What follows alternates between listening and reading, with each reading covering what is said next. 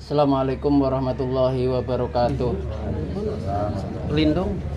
Bismillah, alhamdulillah, wasyukurillah, wala haula wala quwata illa billah. Rabbi shrah sadri wa yassir li amri wahlul 'uqdatam min lisani yafqahu qawli. Amma ba'd. Yang kami hormati pengantin baru, yang kami hormati juga pengantin lama dan maupun yang belum jadi pengantin. Marilah pada hari ini kita mensyukuri nikmat Allah ini yang sampai saat ini kita masih bisa melihat, bisa mendengar, bisa berjalan sampai sini. Itu adalah suatu kenikmatan yang tak terduga istilahnya. Umpamanya dibayangkan apapun tidak bisa. Karena apa? Saudara-saudara kita yang sedang mengalami sakit, yang tidak bisa berjalan, semuanya. Lah, makanya mulai sekarang itu berusahalah untuk bersyukur. Karena Allah Subhanahu wa taala mengatakan di dalam Al-Qur'an, wa in ta'uddu nikmatallahi la tuhsuha. Apabila kita menghitung-hitung nikmat Allah, tentunya kita tidak bisa menghitungnya. Maka dari itu caranya gimana? Cara bersyukurnya minimal yaitu umpamanya sebagai orang Islam yaitu disiplin sholat 5 waktu. Karena apa? Sholat 5 waktu menjadi ukuran. Kalau pian selama hidup di dunia ini kok enggak sholat 5 waktu, yakin seyakinnya Allah yang mengatakan pasti akan masuk neraka sakor, disiksa. Jadi luang kubur itu merupakan awal kenikmatan atau penyiksaan. Makanya Rasulullah itu marah waktu ada sahabat memberi informasi bahwa si fulan sedang meninggal dunia rahmatullah. Rasulullah marah begitu karena apa? Di alam kubur itu masih rahasia. Waktu di dunia enggak sholat 5 waktu kembali ke rahmatullah, enggak mungkin gitu. Kembali ke rahmatullah apabila waktu di dunianya itu minimal disiplin sholat 5 waktu. Baik pengantin baru maupun pengantin lama tanpa terkecuali. Karena apa? Awwaluma yuhasabu as-sholah. Pertama-tama yang dihisab itu sholat, bukan hartanya, bukan anaknya, bukan jabatannya, bukan bininya, bukan suaminya, bukan. Yaitu sholat. Wa idza fasada kullu sa'iri.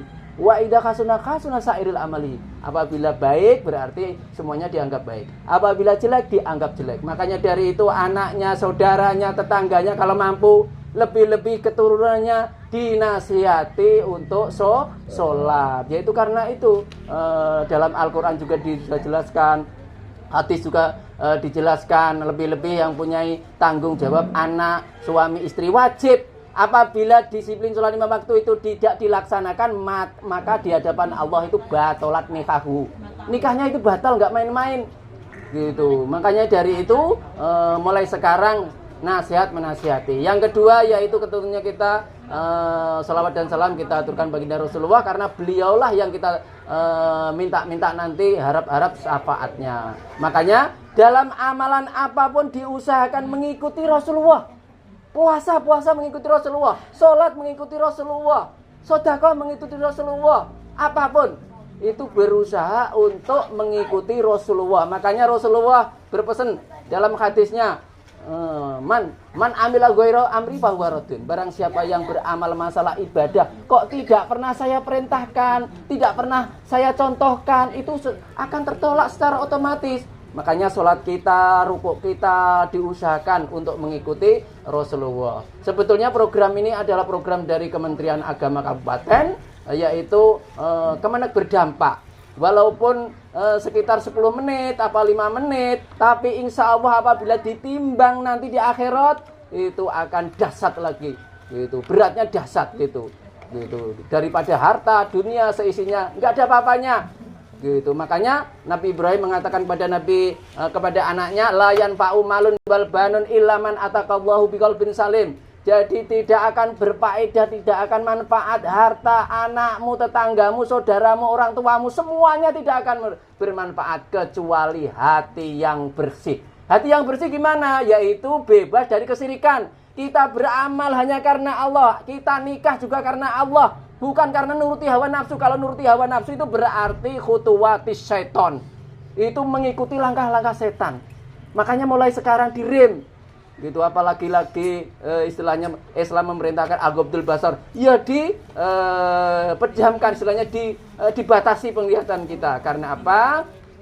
semuanya apa yang kita kerjakan itu akan menjadi saksi di hadapan Allah. Sebagaimana surat Yasin, al-yauma nahtimu ala afwahim wa tukallimuna aydihim wa tashhadu arjulum bima kanu yaksibun. Demikian, kurang lebihnya mohon maaf. Ingat salat gitu. Mendengar mau istilahnya tausiah hanya 10 menit atau 5 menit saja sudah telinganya sudah kemerungsung daripada mendengarkan musik yang berhari-hari, berjam-jam sampai malam. Subhanallah.